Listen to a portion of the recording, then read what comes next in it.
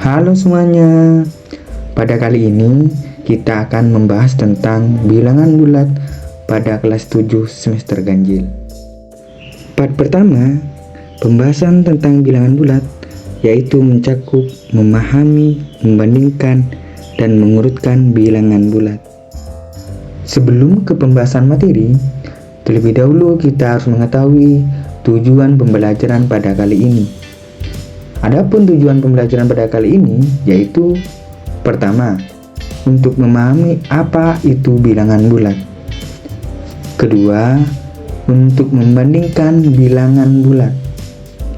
Dan yang ketiga, yaitu mengurutkan bilangan bulat. Lanjut ke pemaparan bilangan bulat.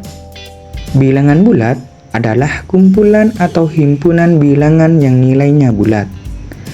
Dan bilangan bulat itu terdiri dari bilangan cacah dan bilangan bulat negatif. Apa itu bilangan cacah? Bilangan cacah itu terdiri dari angka 0 dan bilangan bulat positif. Contohnya, bilangan 1, 2, 3, 4, dan seterusnya merupakan bilangan bulat positif atau bilangan asli yang sekaligus juga bagian dari bilangan cacah. Sedangkan bilangan bulat negatif itu terdiri dari bilangan-bilangan bulat yang nilainya negatif. Contohnya, itu yang ada tanda minnya. Seperti min 1, min 2, min 3, min 4, min 5, dan seterusnya.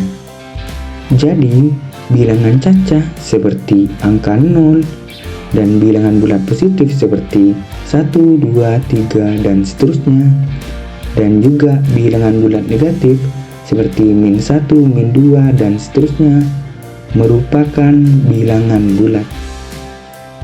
Oke, next ke membandingkan bilangan bulat. Membandingkan bilangan bulat berarti menentukan apakah suatu bilangan bulat memiliki nilai lebih besar, lebih kecil, atau sama dengan bilangan bulat yang lain.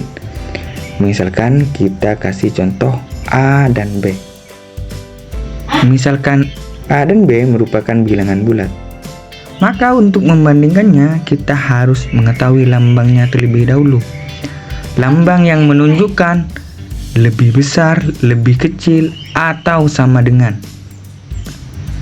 Misalnya, 1. Jika A lebih besar daripada B, maka bisa ditulis A lebih besar daripada B. Tanda yang menghadap ke depan artinya menandakan bahwa bilangan yang ada di depan lebih besar daripada yang di belakang. Jadi, arti dari tanda yang menghadap ke depan itu adalah lebih besar. Kedua, jika A lebih kecil dari B, maka bisa ditulis A lebih kecil daripada B.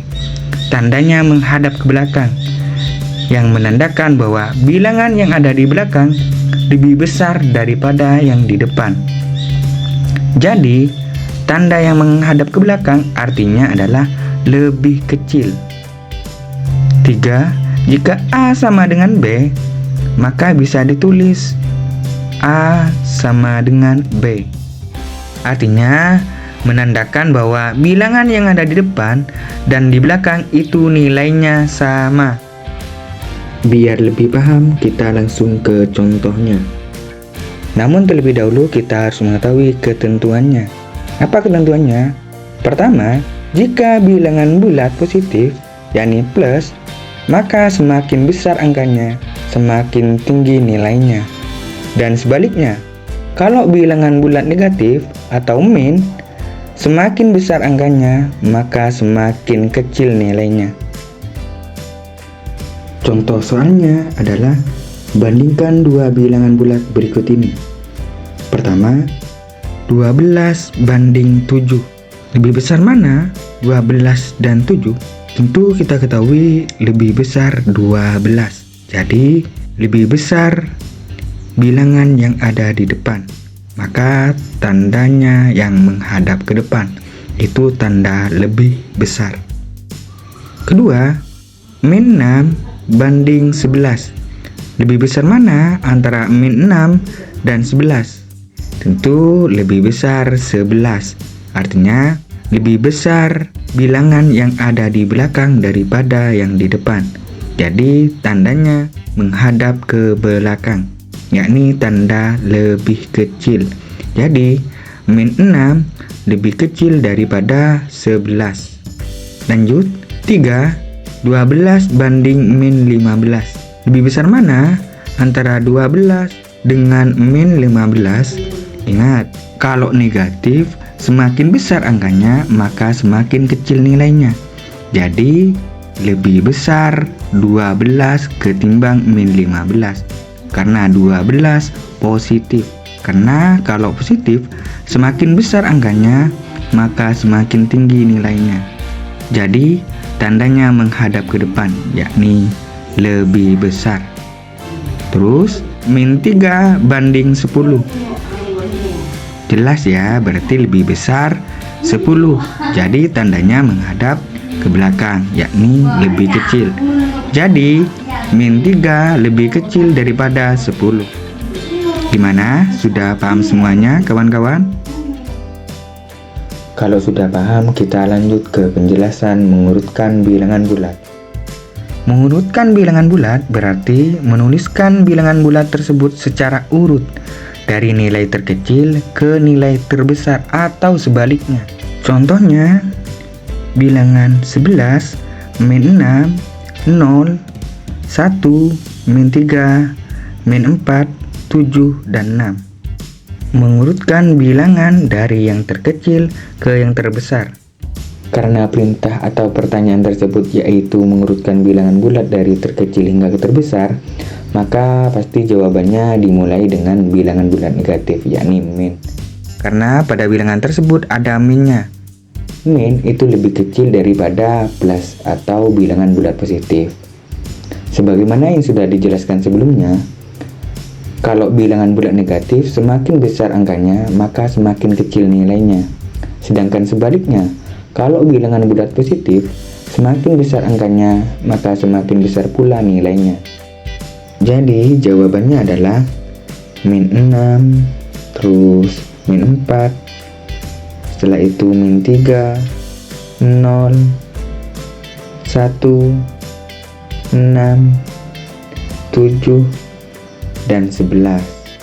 Oke, selesai. Lanjut ke mengurutkan bilangan dari terbesar ke terkecil. Karena permintaannya adalah terbesar, maka pastinya dimulai dari plus. Jadi kebalikannya berarti sekarang.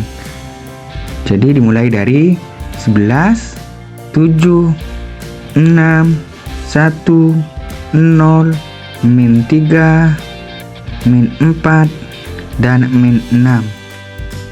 Oke, selesai juga. Jika masih belum paham, kita lanjut ke contoh yang lainnya. Urutkan bilangan berikut dari yang terkecil. A, min 7, min 8, min 9, 10, 12, 13, 6, dan 5. Langsung kita jawab. A, jawabannya adalah karena dimulai dari terkecil berarti dimulai dari min. Min mana yang paling besar? Yaitu min 9.